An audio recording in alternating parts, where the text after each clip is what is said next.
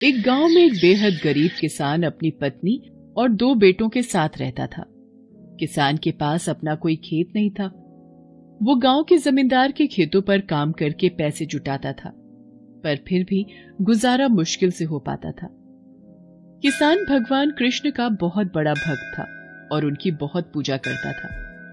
ऐसे ही एक दिन किसान जब मंदिर गया तो वो भगवान के सामने खूब रोया। हे भगवान, मैं आपकी हर दिन पूजा करता हूँ और शुरू से ही आपकी सेवा करता आ रहा हूँ, पर आज तक आपने कोई फल नहीं दिया। यहाँ तक कि मैं अपने बच्चों का पेट तक नहीं भर पाता हूँ। आज भी बच्चे यही पूछेंगे कि मैं उनके लिए क्या लेकर आया हूँ। क्या करूँ? जमींदार के खेत पर काम करने के बाद इतने पैसे ही नहीं मिलते कि बच्चों के लिए कुछ खरीद सकूं। किसान उदास मन से घर पहुंचता है। पिताजी, आप रोज रोज बस प्रसाद ही लाते हो, कभी खिलौने नहीं लाते। कृष्णा सही कह रहा है पिताजी, आप हमेशा प्रसाद ही लाते हो। हमारे सभी दोस्तों के पास बहुत अच्छे अच्छे खिलौने हैं, आप हमारे लिए कभी भी कोई खिलौना नहीं लाते।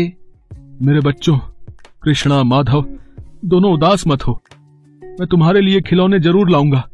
इतनी देर में किसान की पत्नी खाना ले आती है और फिर सब खाना खाकर सोने चले जाते हैं। पर किसान के मन में अभी भी बच्चों की बातें चल रही थी, उसे नींद नहीं आ रही थी। हे प्रभु, कोई तो रास्ता होगा जिससे ज्यादा पैसे मिल सके। मैं बच्चों को इस तरह से उदास नहीं देख सकता। अरे चिंता क्यों करते हो, भगवान पर विश्वास रखो, कोई ना कोई रास्ता जरूर निकल आएगा। अगले दिन किसान खेतों पर काम करने जाने से पहले सीधा मंदिर पहुंचता है और भगवान कृष्ण की मूर्ति के सामने गुस्से में आकर कहता है, प्रभु, अब मेरे सब्र का बांध टूट गया है। अब मैं आपकी पूजा नहीं करूंगा। मैं जा रहा हूँ, अब इस मंदिर में कभी नहीं आऊंगा। हे भक्त, मैं तुम्हारी भक्ति से प्रसन्न हूँ, और फिर भगवान तो भक्त के वश में होते हैं। तुमने मेरी बहुत सेवा की है, इसलिए मैं तुम्हें वरदान में ये मुर्गी आशीर्वाद के रूप में दे रहा हूं। अरे, ये मुर्गी देकर भगवान तो अंतर ध्यान हो गए, पर ये मुर्गी हमारा दुख दूर कैसे करेगी? भगवान देना ही था तो धन दौलत रुपया पैसा देते। आपने ये मुर्गी देकर मेरे क्या दुख दूर किए। यही सोचते हुए वो किसान उस मुर्गी को लेकर वापस घर पहुंचता है। घर पहुंचते ही किसान के दोनों बेटे उससे बोले, पिताजी आज क्या लाए हो? कृष्णा, पिताजी आज भी प्रसाद ही लाए होंगे। बेटा, आज मैं कुछ और लाया हूं। तुम्हें पता है, आज भगवान ने मुझे साक्षात दर्शन दिए और ये मुर्गी वरदान स्वरूप मुझे दी। पर पिताजी, इस मुर्गी का हम क्या करेंगे? भगवान ने आपको ये मुर्गी क्यों दी है? देखो, उदास हो गए ना? दोनों बच्चे सही कह रहे हैं। भगवान ने आपको ये मुर्गी ही क्यों दी, कुछ और क्यों नहीं दिया? मुझे क्या पता भाग्यवान, भगवान की लीला वही जाने। अगले दिन जब किसान का बेटा माधव सोकर उठा तो वो आश्चर्यचकित रह गया। पिताजी जल्दी आओ, ये देखो मुर्गी ने कैसा अंडा दिया है। पिताजी, इस अंडे का रंग तो पीला है। बच्चे सही कह रहे हैं जी, इस अंडे का रंग तो ऐसा पीला है जैसा सोने का होता है। हाँ, ये तो सचमुच असली सोने का अंडा है। ये मुर्गी तो सोने का अंडा देने वाली है। उस सोने के अंडे को देखकर किसान बहुत खुश होता है। मैं बेकार ही भगवान से नाराज हो रहा था, पर उन्होंने तो मेरे वारे न्यारे कर दिए।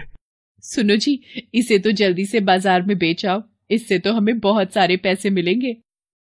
ठीक है, मैं इस अंडे को अभी बेच कर आता हूँ और बहुत सारा तुम सबके लिए सामान भी खरीद कर लाऊंगा। किसान उस सोने के अंडे को बेचकर खूब सारे पैसे से सामान खरीद कर ले आता है। अगले दिन किसान ने देखा कि मुर्गी ने फिर से एक सोने का अंडा दिया है। अब मुर्गी रोजाना एक सोने का अंडा देती और उसे बेचकर किसान ढेर सारे पैसे ले आता। देखते ही देखते किसान अपने गांव का सबसे अमीर आदमी बन गया। अब उसने एक नया बड़ा सा घर भी बना लिया। नौकर चाकर, ऐशो आराम की अब उसे कोई कमी नहीं थी। पर धीरे धीरे किसान ने भगवान की भक्ति और पूजा करनी छोड़ दी और अब वो भगवान कृष्ण के मंदिर में भी नहीं जाता था। एक दिन किसान जब कहीं जा रहा था तो रास्ते में उसे कृष्ण मंदिर के पंडित जी मिले। क्या हुआ मोहन, तुमने तो मंदिर आना ही छोड़ दिया। अब तो तुम बिल्कुल भी मंदिर नहीं आते। पंडित जी, मुझे अब मंदिर जाने की क्या जरूरत है? मैं अब सबसे अमीर हो गया हूँ, मुझे किसी चीज की जरूरत नहीं है। जैसी तुम्हारी मर्जी। अच्छा, राम राम, मैं चलता हूँ। इतना बोलकर पंडित जी वहां से अपने रास्ते हो लिए और किसान घर आ जाता है। तभी किसान के दोनों बेटे उससे कहते हैं, पिताजी, ये मुर्गी रोज एक सोने का अंडा देती है। फिर तो इस मुर्गी के अंदर कितने सारे सोने के अंडे होंगे। क्यों ना हम इस मुर्गी को मारकर सारे सोने के अंडे एक ही बार में निकाल लें। हाँ पिताजी, फिर तो हम बहुत अमीर हो जाएंगे, सबसे ज्यादा अमीर। अजी, तुम बच्चों की बातों में आकर ये क्या अनर्थ करने जा रहे हो? ये मुर्गी तुम्हें भगवान ने वरदान स्वरूप दी है और तुम इसे ही मार दोगे? ऐसा मत करो, इतना लालच ठीक नहीं है। भगवान ने जो दिया है हमें उसी में संतुष्ट रहना चाहिए। अरे तुम चुप रहो, है? तुम्हें काहे की समझ? बच्चों, तुम दोनों सही कह रहे हो। मैं भी रोजाना एक एक अंडा बेचने जाता हूं तो बिल्कुल थोड़े ही पैसे मिलते हैं। मैं अभी इस मुर्गी को मारकर सारे अंडे निकाल लेता हूं और आज ही सारे अंडे बेच आऊंगा। किसान अपनी पत्नी की एक नहीं सुनता और लालच में आकर जैसे ही मुर्गी को मारने लगता है, मुर्गी पत्थर की बन जाती है। हे भगवान, ये मुर्गी तो पत्थर की बन गई। ये मैंने लालच में आकर क्या कर दिया? मुझे लालच नहीं करना चाहिए था। मुझे जितना था उसमें ही संतोष करना चाहिए था। मैं ना कहती थी कि लालच मत करो। भगवान ने हमें लालच की सजा दी है। बच्चों की बातों में आकर तुमने सोने का अंडा देने वाली मुर्गी को गवा ही दिया। किसान के पास अब पछताने के सिवा कुछ नहीं था। उसे लालच का फल मिल गया था। इसीलिए कहते हैं कि हमें कभी भी लालच नहीं करना चाहिए और हम कितने भी बड़े आदमी क्यों ना हो जाएं, भगवान को कभी नहीं भूलना चाहिए।